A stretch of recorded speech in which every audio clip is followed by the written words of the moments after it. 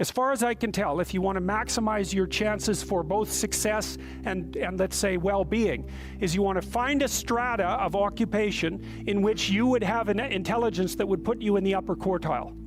And you don't want to be the stupidest guy in the room. It's a bloody rough place to be. And you probably don't want to be the smartest guy in the room either, because what that probably means is you should be in a different room. If you're right at the top, you've mastered it. It's time to go somewhere where you're a little lower so that you've got something to climb up for. I'll tell you what it is that you need to do to be successful. Some of these things aren't so malleable, but others are things that you can work on. Well, IQ, well, that's a rough one, because there's no evidence, as far as I can tell, that you can do a damn thing about your IQ. So the issue of how to raise IQ, man, that's a killer. No one knows how to do it. I can tell you how to stop your IQ from decreasing as you get older. It's physical health is the best preventative, so exercise. Well, why? Well, your brain uses oxygen like mad, right? And it needs to be kept clean and well oxygenated, and physical exercise, both anaerobic and aerobic exercise, both seem to be very, very effective at staving off cognitive declines across the lifespan. The next best predictor of lifetime success is conscientiousness. Of the two aspects of conscientiousness, say orderliness and industriousness, the better predictor is industriousness. So the question is, well, what can you do about your industriousness? And the answer to that is, you can work on micro habits with regards to your conscientiousness. And I think the best thing you can do with regards to your conscientiousness is to, number one, specify your damn goals, because how are you going to hit something if you don't know what it is? And often people won't specify their goals too, because they don't like to specify conditions for failure. So if you keep yourself all vague and foggy, then you don't know when you fail. And people might say, well, I really don't want to know when I fail because that's painful. So I'll keep myself blind about when I fail. That's fine, except you'll fail all the time then. You just won't know it until you've failed so badly that you're done. So that's willful blindness, right? You could have known, but you chose not to. Okay, so once you get your goal structure set up, you think, okay, if I could have this life, looks like that might be worth living, despite the fact that it's going to be, you know, anxiety provoking and threatening, and there's going to be some suffering and loss involved and all of that. The goal is to have a vision for your life such that, all things considered, that justifies your effort. Then what do? Then you turn down to the micro routines. It's like, okay, well, this is what I'm aiming for. How does that instantiate itself day to day, week to week, month to month? Make a damn schedule and stick to it. Okay, so what's the rule with the schedule? It's not a bloody prison. That's the first thing that people do wrong. They say, well, I don't like to follow a schedule. Well, it's like, well, what kind of schedule are you setting up? Well, I have to do this, then I have to do this, then I have to do this, you know, and then I just go play video games, because who wants to do all these things that I have to do? It's like, wrong. Set the damn schedule up so that you have the day you want. That's the trick. It's like, okay, I've got tomorrow. If I was going to set it up so it was the best possible day I could have, practically speaking, what would it look like? Well, then you schedule that, and obviously there's a bit of responsibility that's going to go along with that, because if you have any sense, one of the things that you're going to insist upon is that at the end of the day, you're not in worse shape than you were at the beginning of the day, right? Because that's a stupid day. If you have a bunch of those in a row, you just dig, you know, you dig yourself a hole and then you bury yourself in it. So maybe 20% of your day has to be responsibility and obligation, or maybe it's more than that, depending on how far behind you are. But even that, you can ask yourself, okay, well, I've got these responsibilities. I have to schedule the damn things in. What's the right ratio of responsibility to reward? And you can ask yourself that, just like you'd negotiate with someone who is working for you. It's like, okay, so I want you to work tomorrow. And you might say, okay, well, what are you going to do for me that makes it likely that I'll work for you? Well, you could ask yourself that, you know. So maybe you do an hour of responsibility and then you play a video game for 15 minutes. I don't know, whatever turns your crank, man. But, you know, you have to negotiate with yourself and not tyrannize yourself like you're negotiating with someone that you care for, that you would like to be productive and have a good life. You know, and you're useless and horrible, so you'll probably only hit it with about 70% accuracy, but that beats the hell out of 0. Another rule is, well, aim for 51% the next week, or 50.5% for God's sake, or because you're going to hit that position where things start to loop back positively and spiral you upward.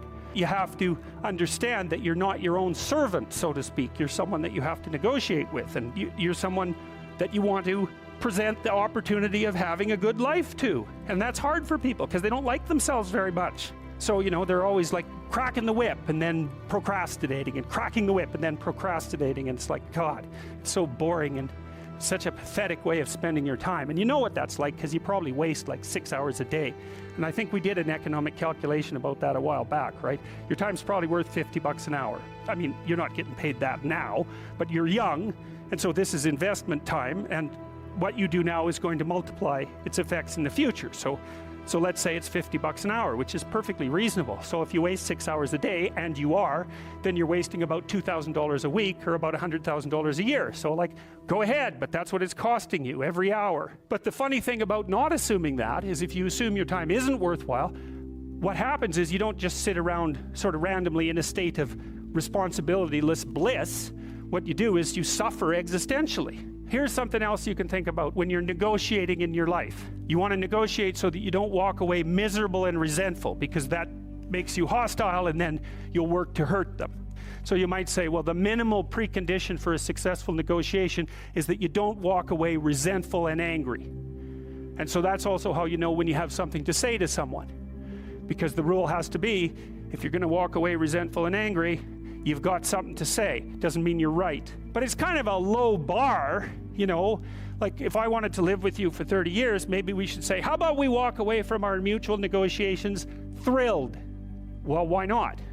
You know, you got to aim for something. You could aim for that. You want to negotiate with your boss for a new salary. You might think, okay, I've got this damn job. How much would I have to be paid so I'd be so bloody excited to go to work I could hardly stand it? Well, you could at least know what that number is. And then you could go there and say, well, look, you know, you like to have me around. I've been doing some thinking. I think if you paid me this amount of money, I'd be so thrilled to go to work that you could hardly even keep me away from here. And your boss might think, wow, I'd actually really like to have someone around who'd be so thrilled to work that I can't get rid of them. It's like, maybe I can't give you all of that. I'll give you 75%. Maybe we can renegotiate it in a year. It's like, hey, good deal. Or you can, you know, be some weaselly coward and go in there and snivel about how awful your life is and walk away barely able to tolerate the outcome of the negotiation. I've watched people do this repeatedly in my clinical practice, because the rule is, you're going to come and see me, I'm going to try to help you figure out how to have the life that you want to have. And we're going to think about that strategically. So you're making $50,000 a year right now, maybe you should be making $150,000 in 3 years. And they think, well, that couldn't happen. It's like, not with that attitude. That's the first thing. It's like, no, that's not going to happen if you don't ask people for the damn money. If you don't.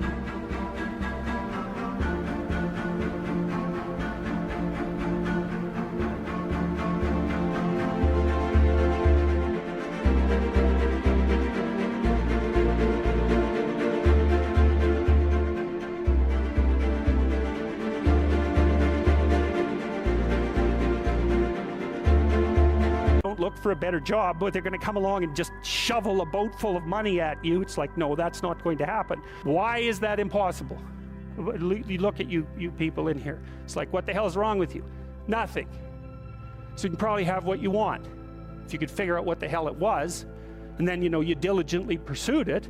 So, and then maybe you wouldn't whine about being alive. That'd be good, because people who whine about being alive are dangerous to themselves and other people. So you might think, I can have what I want, but you better well figure out what it is. And you can't just wait for the, like, have what you want fairy to show up at your doorstep and grant it, because obviously that's not going to happen. Social networking, that's another big deal. It's one of the advantages that older people have over younger people. And so, for example, now that I'm in my 50s, roughly speaking, I know a bunch of other people who are, you know, relatively well positioned in the dominance hierarchy, and they know all sorts of people. And so when I go to one of them and say, you know, can you do X or do you know X? They say no, but I know someone who can. And that's a huge advantage. So another thing that you want to think about as you move through life, and this is that use your ability to network properly. And that doesn't mean schmooze, and it doesn't mean go out and impress people.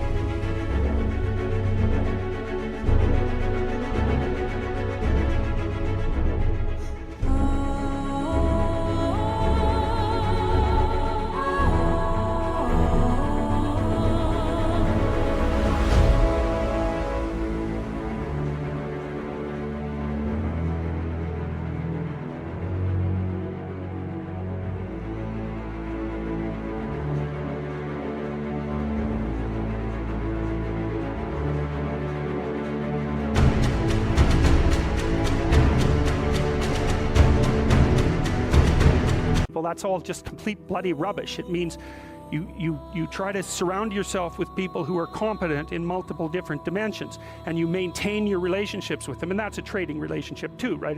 It involves reciprocity. But it's a huge advantage. A social network is a huge advantage, and that's something extroverted people can be really good at. And that goes along with the ability to sell. So another place that you can pick up power, and power for the good, for the right things, is to consciously develop and maintain your social networks. And that also means, well, let's talk about friendship.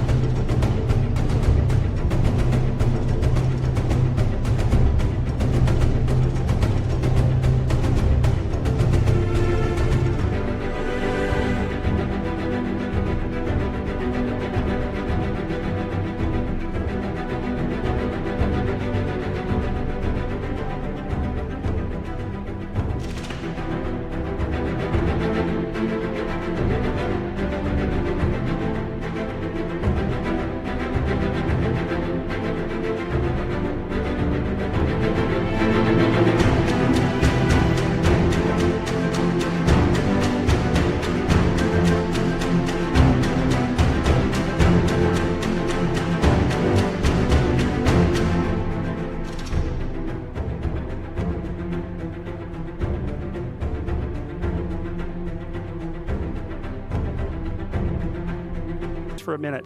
Here's how you know if someone's your friend. A, you can tell them bad news, and they'll listen. They won't tell you why, you know, you're stupid and why that bad thing happened to you and how something worse happened to them once and, you know, derail the whole conversation. You can actually tell them bad news and they'll listen. So that's a good thing. And then this is a weirder thing. You can tell them good news and they'll help you celebrate.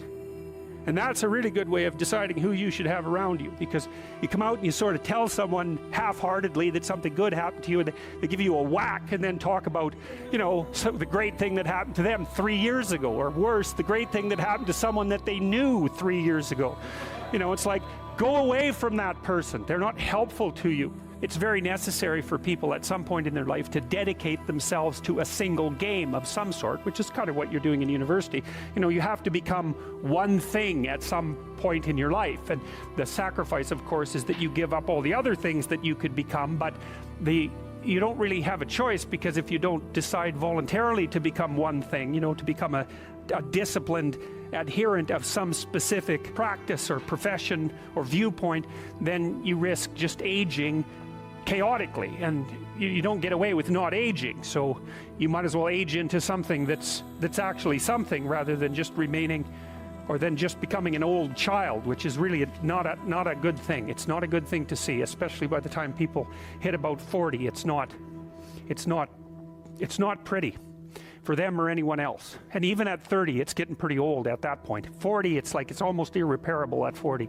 And the reason for that is you start running out of opportunities. When you're young and stupid, people don't care, because they think, well, you know, whatever. You've got decades of possibility still ready to unfold in you. You can do anything you want, and hopefully anything you want for good. Because if you have any sense, everything you want to do would be for the good, because there's nothing more compelling or meaningful or useful in combating the tragedy of life than to struggle with all your soul on behalf of the good. Learn to think, learn to speak, learn to read.